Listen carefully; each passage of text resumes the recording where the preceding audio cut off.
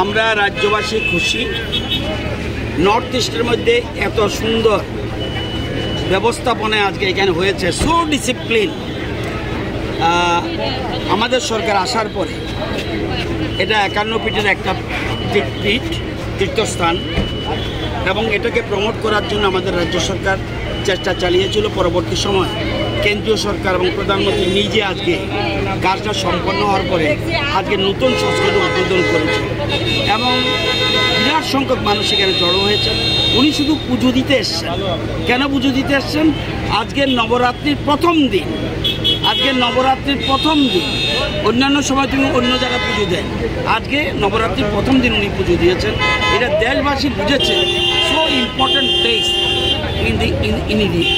এটা আজকে পর্যটকরা এবং ধর্মপ্রাণ মানুষ এখানে দলে দলে আসবে এবং আমাদের রাজ্যে পর্যটকের সংখ্যা বাড়বে। তো সেই জন্য আমরা আজকে খুশি। এবং দেখেন পুজো দেওয়ার সময় পুষ্পবৃষ্টি হয়েছে, ফলো করেছেন কিনা জানি না, পুষ্পবৃষ্টি হয়েছে। মানুষ আনন্দিত, মানুষ খুশি এবং আমরাও নিজেরা। আগামী দিনে আমাদের পরিকল্পনা রয়েছে এরকম এই রাজ্যে আরও কিছু তীর্থস্থান ইম্পর্টেন্ট রয়েছে, যেমন রয়েছে কসবা কালীবাড়ি, রয়েছে 14 অবতার মন্দির। এই জায়গাগুলিকেও আমরা আরও আকর্ষণীয় করে তোলার জন্য চেষ্টা করছি।